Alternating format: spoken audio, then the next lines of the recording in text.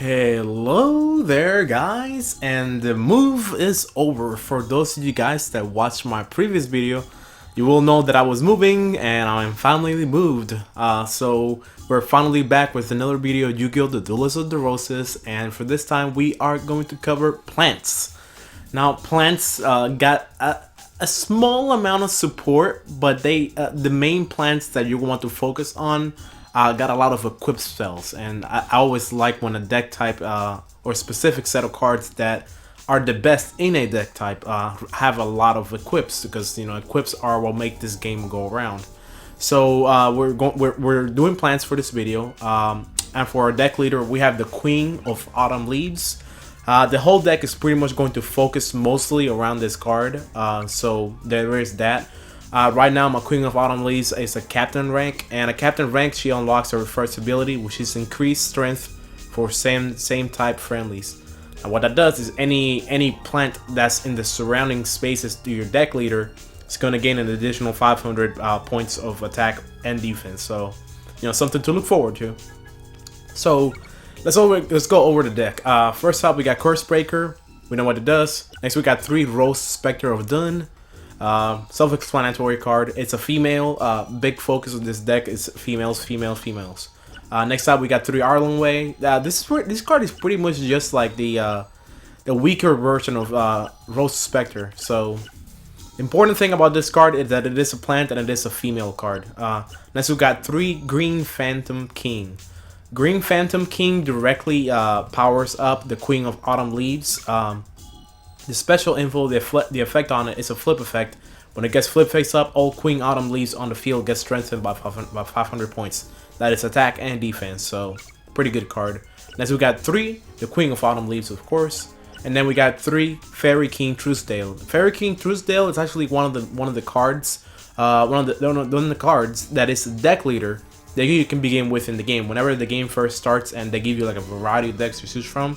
This is one of the cards that actually you can choose as one of your deck leaders whenever you first begin this game. So, you know, you can get it then, and then just get multiples of it. Special ability is actually pretty cool. As long as this card remains in face-up defense, all your plants get up 500 for attack and defense. It's actually kind of sad though, because the way I think about it, he is like pretty much the strongest plant in this game, but the ability requires him to be in defense. So it kind of makes him a defense player. A defense card, so that's kind of ironic in a sense that the strongest one is a card that has an effect where it requires you for the card to be in defense. So that's just kind of weird in my opinion. Next up, we got 3 forests for a field spell, 3 Rain and Mercy, full power up across the board for all plant monsters on the field by 600 points. And next we got 3 Vile Germs, it powers up all plant monsters by 500 points. We got 3 Electro Whip, powers up females by 500. 3 Cyber Shield, powers up females by 500. 3 Malevolent Nuzzler, it powers up fiend monsters by 500 points. For some reason, it says power up fiend female monsters by 500 points. But if we look back at the Queen of Autumn Leaves' power up, you can see Malevolent Nuzzler is there, and then the Rose Spectre of Dun, it also has Malevolent Nuzzler in the power up section. So it's not just fiends, it's pretty much any single female in this game. So that's the main focus of the deck, is female. So it's really ironic that this card says fiend, but it doesn't really need to be a fiend, it just needs to be a female. So it's essentially the same thing as Cyber Shield and Electro Whip. Next up, we got 3 Paralyzing Potion, we know what it does. And then we got 3 Royal Decrees to negate all traps on the field. The full deck cost is 997.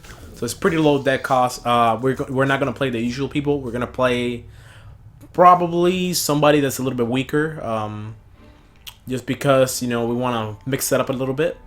Let's do somebody that's right under 1,000. How about Mako? You want to have me a water duel? But I really like plants just because of that. You know, the fact that the main plants that you're going to be focusing on are females, and females got so much support. I mean, those 3 cards power up any female, and you can have 3 copies of each, so that's 9 cards right there. So if you make any deck focus around a female creature, you automatically got 9 power up equipped spells that you can put on it. So it's ridiculous, you know. We got nothing here. Let's end our turn. We don't have enough summoning stars to summon our first monster. So we're gonna end it there. He gets a power increase. Pretty much every single equipped spell in this deck works on the Queen of Autumn Leaves, so that should be pretty much self-explanatory. I'm going to go ahead and power up the Queen of Autumn Leaves with both of these equipped spells, but I am going to keep it right next to my deck leader. I'm not going to move it forward. The reason being is that I want it next to my deck leader that way against a 500 power up. So, you know, gotta play it smart, guys. Gotta play it smart. Mako's always so fun to play against. I never get bored playing against him. I just love the water field that he has. Okay, so we got another Queen of Autumn Leaves here. Let's put it on this right side. And let's power up with 2 more cards. So we're gonna put it to 3300, just like the other one. And then we're gonna move both cards 2 spaces forward. I'm pretty much making a defensive wall. That's where he places his card over here. So I'm placing a defensive wall on this side. Plus on this side, it's only 1 water field, so like one like line of water field. So all of this is Sogan. So if I do go there, he's gonna lose his power up. So that's why I'm not focusing so much on the left as I am focusing on the right. Strategy, strategy, strategy. Now let's see if he takes the baits and tries to attack. He does. He turns the field into water, but it's no avail because it's already water. So nothing changes. Now, I've never seen the attack animation for the Queen of Autumn Leaves. I always skip it, so I'm going to watch it now. We got a Furious Sea King. I guess he's got Triton's Spear. That's interesting. Okay, Queen of Autumn Leaves, what do you have? She just whips him, pretty much. Both arms extend and he gets whipped. That's pretty cool. Pretty cool. I haven't seen an attack like that before. I'd say it's original enough, given the context of this game.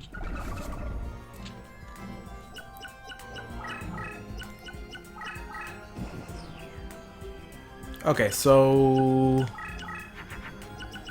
Oh, okay, we got this, we got this. Now, let us go ahead, and since we got 2 Queen of Autumn Leaves, let's go ahead and, yeah, let's put this over here.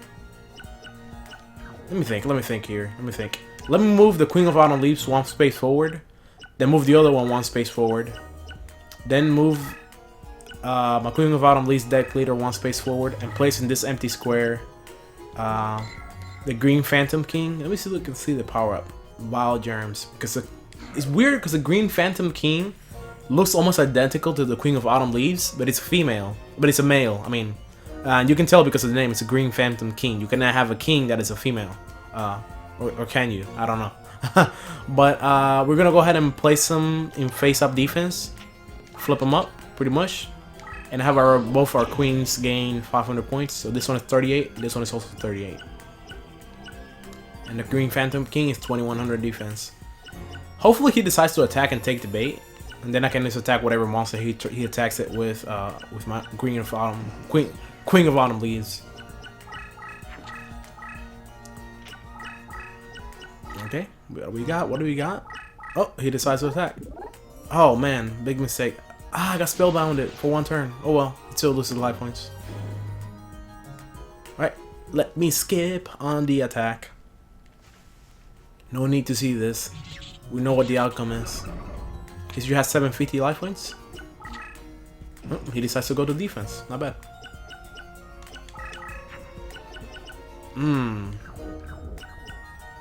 This is not good. I'm trying to think what I should do here. I'm gonna move this 1 space forward. Move my deck leader 1 space forward.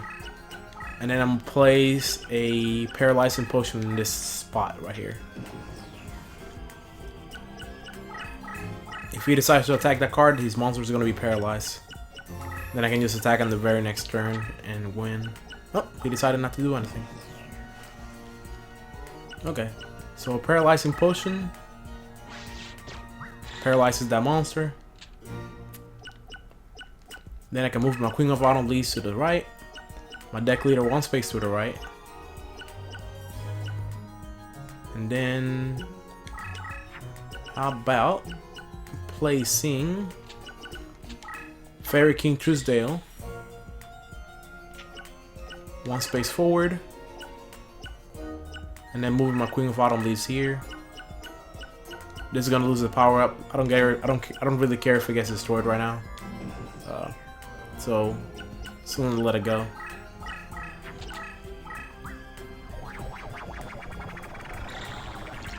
I wish I had my deck leader had the ability to like move 2 spaces.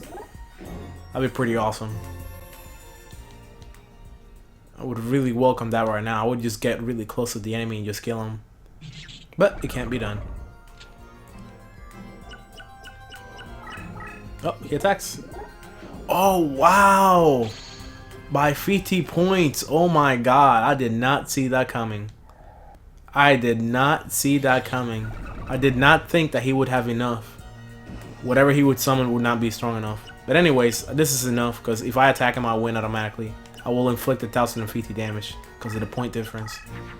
But let's take it up a notch. Let's power it up a little bit more to 4,800. But then when I move 1 space forward, I'm gonna lose power to the power up. That's why I powered up even further because when I move 1 space forward, I want to be 1 space away from my my deck leader, so I'm not gonna get the 500 points anymore. So it's gonna be 4,300 minus 2,750. Should be about 1,550. About somewhere around there. Skip, skip, skip. Is it? 1,550. There we go. Winner, Underlordtico.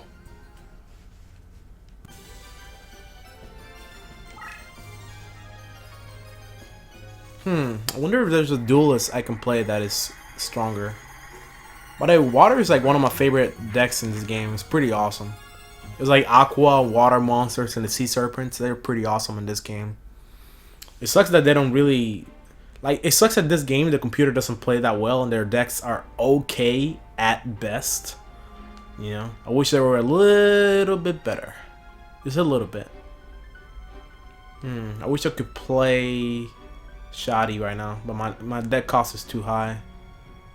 I can try playing against Jasper, but Jasper sucks to play against because all he does is stall. What about playing against Tristan Taylor? Tristan Taylor. I think I want to whoop some Tristan Taylor, but let's do it. By the way, Tristan Taylor, his deck leader, his deck has like a really high deck cost considering he's one of the beginning opponents. But he's really weak. Like, I don't know what cards he has in it that cost so much. You know, I haven't really looked at his deck list in a long time. But I don't know what cards he could have that cost so much, but at the same time suck so much. That just makes him one of the beginning characters and so weak. Alright.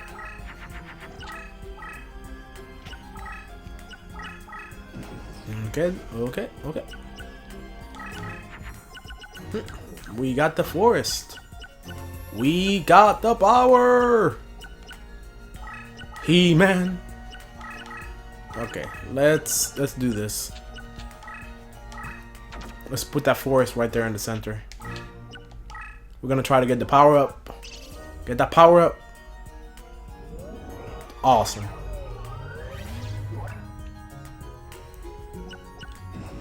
Now hopefully he doesn't summon something that can attack me. It can move 2 spaces, because that would suck right now. Oh, he doesn't have anything.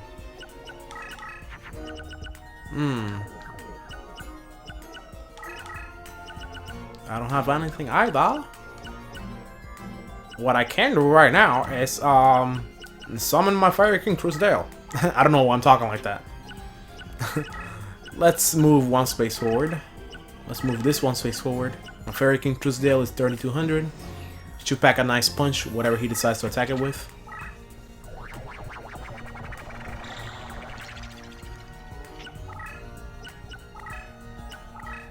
Wow, he's actually not deciding to attack. I don't know if that's smart or if that's just the way the computer plays him.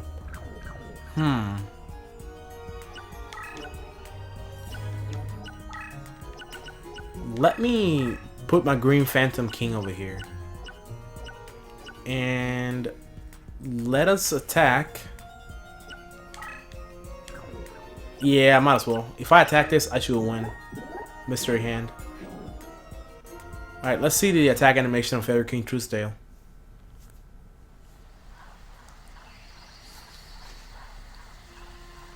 By the way, I wonder if they ever going to decide to remake this game. I think about this all the time, and I think I mention it all the time, but considering that this game came out for PlayStation 2, I would say the graphics are pretty good. I mean, they made attack animations and 3D models for every single card in this game. And the newest Yu-Gi-Oh games, I don't know if they're lazy about doing 3D animations and whatnot for the cards, or is it that there's so many cards nowadays in the game that it's just like where people is like, oh my god, it's just impossible to do that anymore, you know? To just make animations with so many cards, because there's thousands of cards now. So I was just wondering about that. Well, why not? Let's move it one space forward. Let's move this one space forward and turn. I'm letting him pretty much hit me if he has something that can move 2 spaces. He doesn't. And I did this because whatever he decides to do, I'm pretty much going to win right now. Reason being that I got another force in my hand. I mean, and I'm already in a spot where it has a force field, so I already got the full power up from it. And I can move pretty much 2 spaces anywhere I want. So it's pretty much over for this guy. I can just attack him for 2,700 right now and win.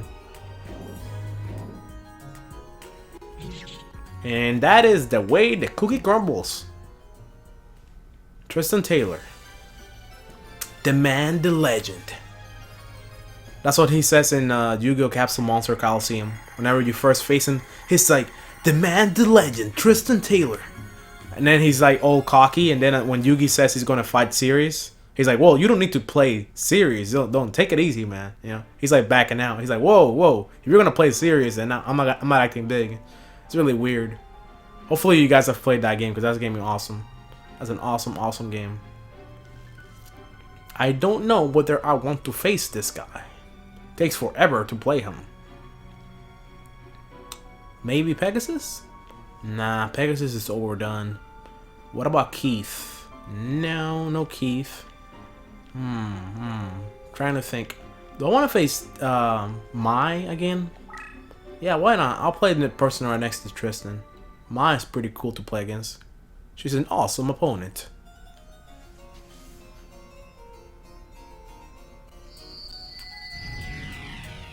It's weird that the dogs outside haven't barked. Usually they're barking right about now. Not that that's a good thing, but you know. Alright, let's turn all into forest. I'm glad I got this card turn 1. It makes it so much easier when facing Mai. I should have probably kept it for the next turn though. To be able to place it 1 space forward even more. Alright, so let's see what he has in store for me. Trying to think what I got to do here. Let's move a paralyzing potion forward and move my Queen of Autumn Leaves 1 space forward too. He's going to attack. Get paralyzed. So I know that's a monster, because Mai does play some traps too. So I was just making sure that was a monster. And this is a cool strategy that I don't know if you guys ever try, but you can just power up your line, your middle line, I guess. I'm thinking right here. So this is paralyzed completely. This is a monster that you used to put in defense. She used to put in defense. So let's power up my... Oh, not paralyzing potion. Let's power up my Queen of Autumn Leaves by 500 points to 3,300. Just leave it like this in attack position, hoping that she attacks it. And she decides not to attack it. Or maybe she will with that monster. Nope. She's deciding not to. She's playing it safe. That's strange, sure my. Very strange. Okay, so we're going to do this. We're going to play Rose, Spectre, or Dun right here in attack position. And turn again. I think you guys know where this is going. Pretty much I'm just gonna pounce that monster that's just spellbounded there as hard as I can. Oh, Harpy Sped Dragon. Nice. I know that's a weak card, but I can kill it right now. But I don't wanna. I don't wanna. Okay, okay. What do we got? What do we got? Let's power them both up by 600 points.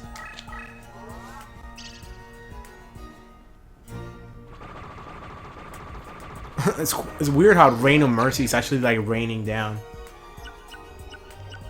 Okay, so 3600. She decides to attack me with Harpy's Pet Dragon. She's gonna lose like 1100 points. Oh, or even more. She loses the power up, so 1600 points. Let's see both attack animations.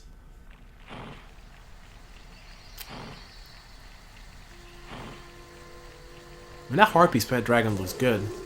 I think that's like one of the best character models in this game. And the attack is cool. It's like an explosion of, I don't know, it was awesome. What the hell was that? Did like teleported him? Wow, it turned him into a ball of energy and then it smacked him with another ball of energy.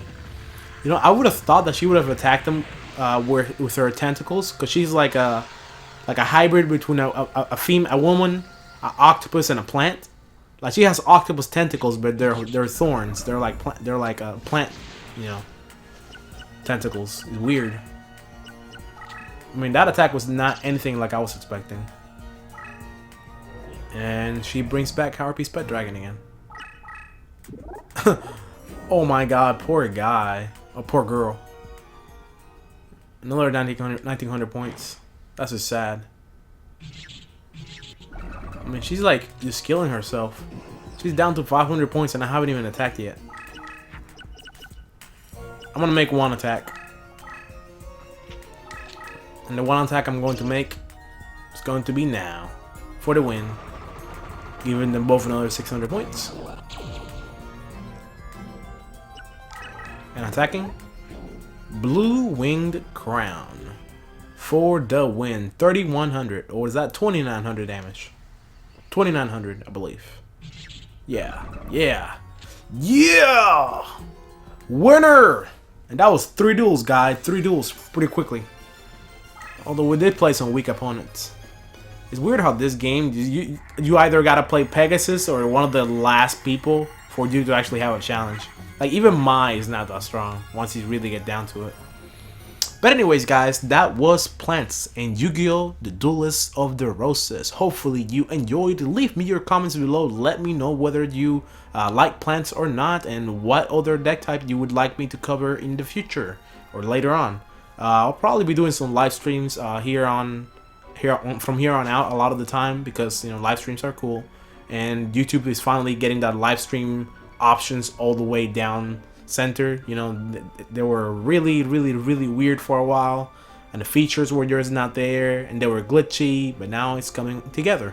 So live streams are coming, a lot of them probably.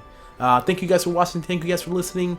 Leave me 2 thumbs up, or 1 if you can, or none if you don't want to. I will catch you guys later, and peace out.